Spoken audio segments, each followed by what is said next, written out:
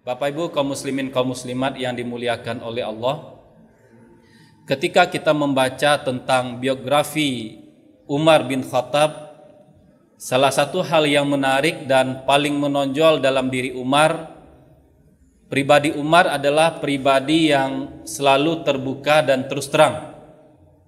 Ini hal yang sangat menonjol yang ada dalam diri Umar dibandingkan dengan sahabat-sahabat yang lain. Beliau pribadi yang terus terang, beliau pribadi yang sangat terbuka.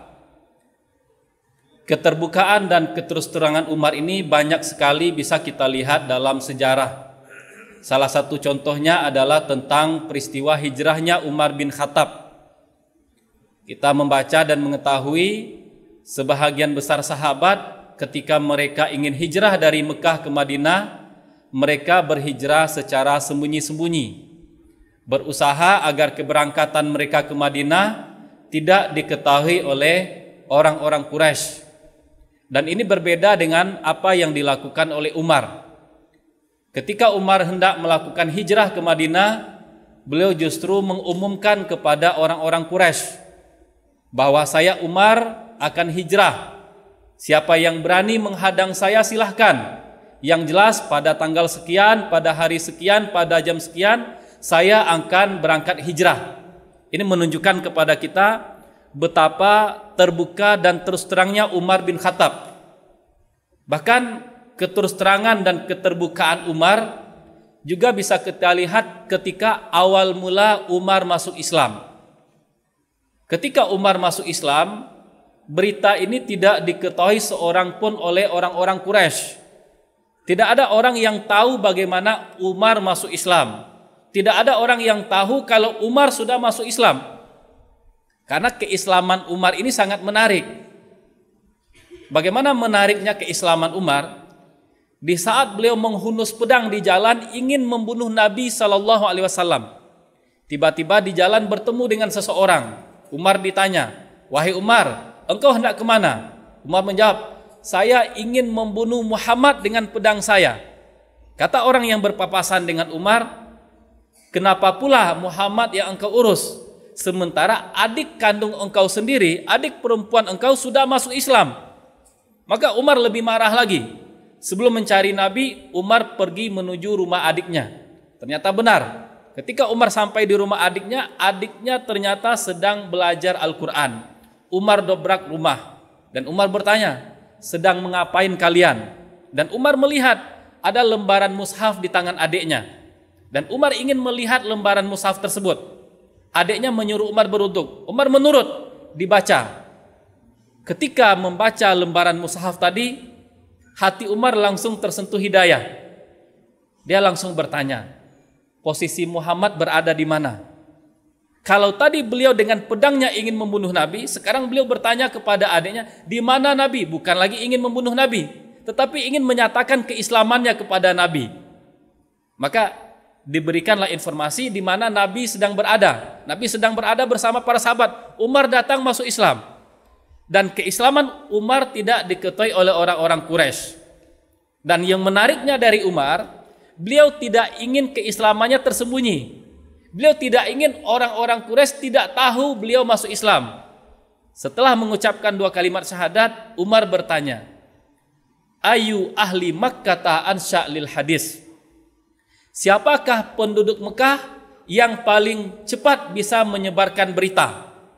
Beliau ingin keislamannya ini segera diketahui oleh orang-orang Quraisy. Atau kalau bahasa kita sekarang, siapa orang Mekah yang paling cepat bisa memviralkan berita? Maka dikatakan oleh orang, yang paling cepat bisa memviralkan berita adalah Jamil bin Muammar al-Jumahi.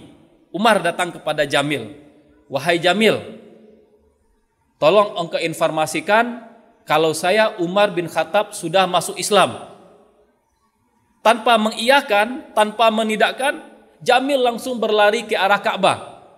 Beliau mengatakan, kalau Umar sudah murtad. Diumumkan oleh Jamil, "Wahai penduduk Mekah, wahai orang-orang yang berada di sekeliling Ka'bah, ketahuilah kalau Umar bin Khattab sudah murtad." Dan Umar ada di sampingnya.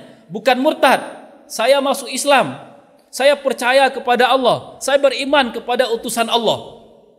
Maka seketika orang-orang yang berada di sekitar Ka'bah langsung memukuli Umar. Umar pun membalas, tapi jumlahnya tidak seimbang. Jumlah mereka banyak, Umar hanya seorang diri. Ketika Umar sudah kelelahan, Umar terduduk. Orang-orang Quraisy masih berdiri mengelilingi Umar. Kata Umar kepada mereka ketika itu, lakukanlah semau kalian. Terserah kalian mau melakukan apa kepada saya. Ketika kondisi genting seperti itu, tiba-tiba datang seseorang yang bernama Al-As bin Wa'il. Al-As bin Wa'il bertanya, apa yang terjadi? Orang-orang Quraisy yang tadi memukuli Umar menjawab, Umar bin Khattab telah gila. Umar bin Khattab telah murtad, telah meninggalkan agama nenek moyang. Al-As menjawab kepada mereka, Umar adalah seseorang yang memilih akidah, memilih agama berdasarkan keyakinannya. Kemudian kata Al-As kepada mereka, apakah kalian mengira kalian akan dibiarkan saja oleh Bani Adi? Bani Adi ini kabilahnya Umar. Apakah kalian mengira dengan memukuli Umar kalian akan dibiarkan saja oleh Bani Adi? Orang Bani Adi kalian pukul, jangan kalian rasa, jangan kalian mengira kalian akan aman-aman saja. Mendengar apa yang diucapkan oleh Al-As, orang-orang yang tadi memukuli Umar baru tersadar. Mereka sedang membuat masalah. Mereka langsung mencar, berpisah dari Umar dan Umar pun selamat. Kaum muslimin jamaah sholat zuhur yang dimuliakan oleh Allah. Satu hal yang ingin kita garis bawahi dari keislaman Umar adalah bahwa jangan pernah malu, jangan pernah merasa minder, jangan pernah merasa tidak percaya diri kalau kita baru mendapatkan hidayah setelah sebelumnya kita bergelimang kesesatan. Dan ini banyak terjadi.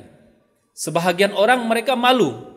Mereka tidak berani mengangkat kepala setelah mendapatkan hidayah jika sebelumnya banyak dosa, banyak maksiat, bergelimang kemaksiatan yang mereka lakukan. Jangan sampai seperti itu. Ketika Allah memberikan hidayah kepada kita, meskipun hidayah datangnya terlambat. Ketika Allah memberikan hidayah kepada kita, meskipun sebelumnya kita bergelimang kesesatan, kita harus tetap menegakkan kepala dengan bangga. Ada banyak alasan yang mengharuskan kita tidak boleh malu ketika kita sudah mendapatkan hidayah. Alasan yang pertama, hidayah adalah karunia dari Allah. Orang-orang yang sebelumnya jauh dari Allah kemudian didekatkan dengan Allah, itu adalah orang-orang yang mendapatkan karunia dari Allah. Dan Allah hanya memberikan karunia kepada orang-orang yang Dia kehendaki. Orang-orang yang Allah berikan hidayah adalah orang-orang yang mendapatkan perhatian khusus dari Allah. Jangan pernah malu ketika mendapatkan hidayah. Alasan yang kedua, kenapa harus tetap menegakkan kepala setelah mendapatkan hidayah meskipun sebelumnya bergelimang kesesatan? Alasan kedua adalah itu pertanda kita manusia. Tidak ada manusia yang sempurna. Semua manusia pasti punya salah. Semua manusia pasti pernah melakukan kesalahan. Namun harus kita ingat, meskipun kita tidak sempurna, meskipun kita banyak melakukan kesalahan, kita terus diminta untuk memperbaiki diri. Maka Allah sangat mencintai, sangat menyukai hamba yang memperbaiki diri. Allah mencintai hamba yang mau bertaubat. Innallaha yuhibbut tawwabin. Allah mencintai hamba-hamba yang bertaubat. Wal mutatahhirin, dan berusaha mensucikan diri. Maka akan sangat aneh, akan sangat mengherankan misalnya ada seorang pemuda jika sebelum mendapatkan hidayah dia tidak malu-malu melakukan kemaksiatan. Dia tidak malu-malu misalnya berjudi. Dia tidak malu-malu misalnya mengkonsumsi narkoba. Dia tidak malu-malu ke tempat hiburan malam. Akan sangat mengherankan jika setelah mendapatkan hidayah dia justru malu ke masjid. Akan sangat mengherankan jika setelah mendapatkan hidayah dia justru malu hadir di majelis ilmu. Semestinya tidak seperti itu.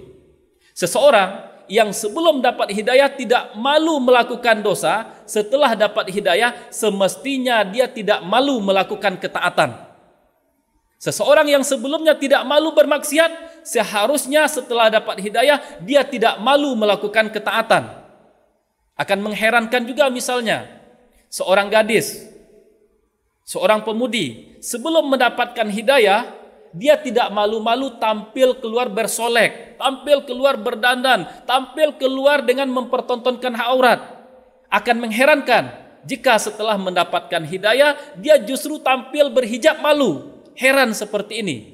Semestinya seseorang yang tidak malu tampil bersolek sebelum dapat hidayah juga semestinya lebih tidak malu tampil dengan hijab setelah mendapatkan hidayah. Semestinya seseorang yang tidak malu bermaksiat setelah dapat hidayah lebih tidak malu untuk melakukan ketaatan. Kaum muslimin jamaah salat zuhur yang dimuliakan oleh Allah. Salah satu pintu masuk setan atau jebakan iblis bagi orang-orang yang baru dapat hidayah, iblis mengingatkan kepada kita tentang masa lalu.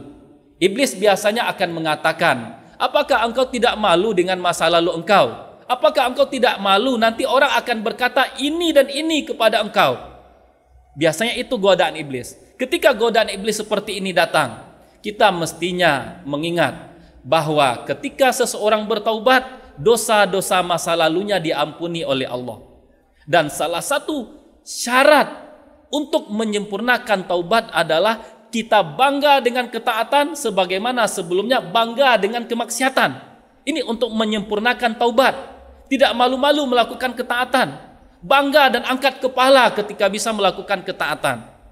Jika misalnya setan tetap terus menggoda, apakah engkau tidak malu dengan masa lalu engkau? Nanti apa kata orang? Si gadis yang dahulu suka bersolek sekarang sudah pakai hijab. Apa nanti kata orang, si pemuda yang dulu suka ke tempat hiburan sekarang dia berada di masjid.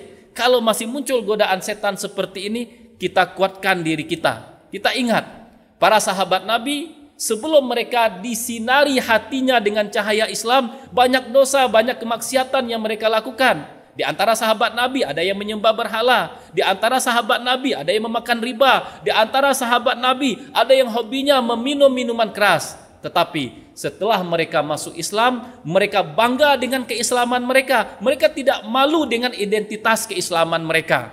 Dan ini yang perlu kita lakukan. Ketika hidayah sudah diberikan oleh Allah, jangan pernah minder, jangan pernah malu, terus angkat kepala dengan ketaatan yang kita lakukan. Di saat kita jujur, orang tidak jujur, jangan malu kita dengan kejujuran kita. Di saat orang jauh dari agama, kita dekat dengan agama, jangan sampai kita malu dengan dekatnya kita kepada agama. Barangkali ini yang bisa kita sampaikan. Semoga bermanfaat bagi kita bersama. Terlebih dan terkurang mohon maaf. Wassalamualaikum warahmatullahi wabarakatuh.